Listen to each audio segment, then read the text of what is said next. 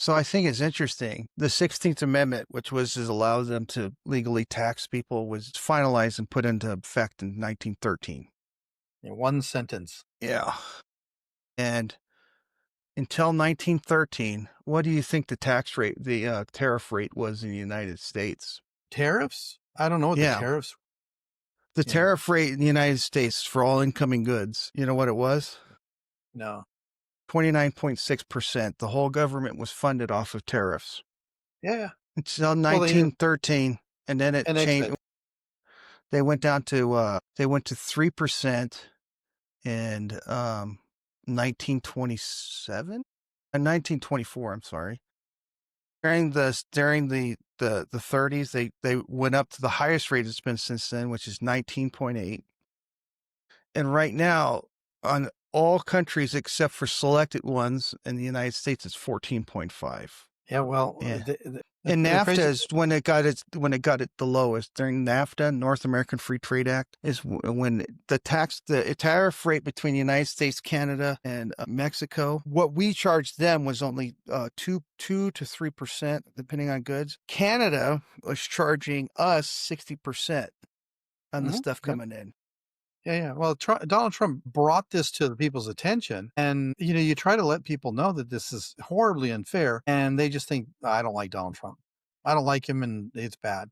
So go ahead and read the 16th Amendment if you have it up in front of you, because it's one sentence, and when you really break it down, it is way too much power for the federal government to ever Oh, have. it's so broad too. Let me So see. read it. I Yeah. had to get back in that screen. Congress shall have the power. 16th Amendment. The 16th Amendment grants Congress the power to levy income tax on individuals and corporations from any source without any need to divide among the states on any. It's one sentence.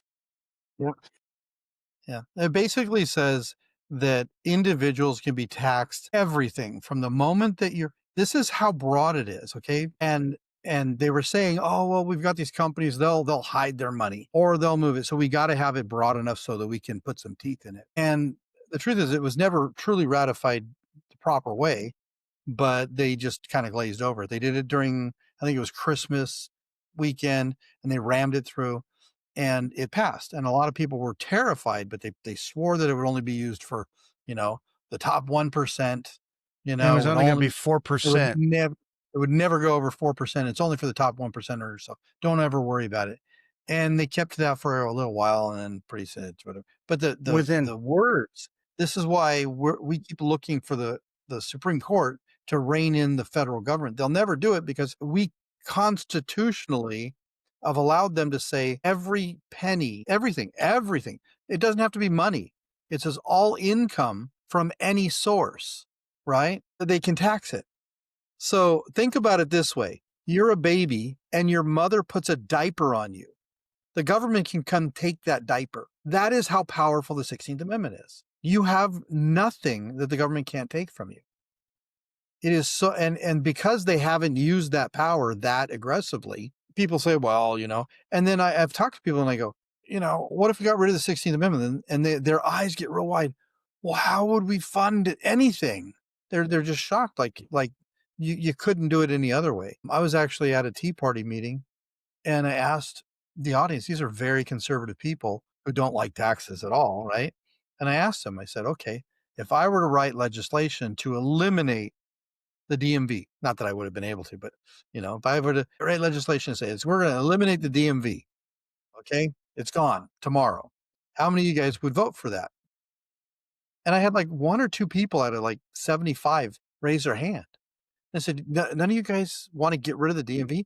And one lady goes, well, how would we get our license? program. Who would we, yeah, who would we go to ask permission to drive? Who would we go? They just couldn't conceive of how would we get along without the DMV, right? And I go, well, we don't have a department of word processors. You know, Word does fine with them. Microsoft's Word does fine. We don't have to have a government agency for every need.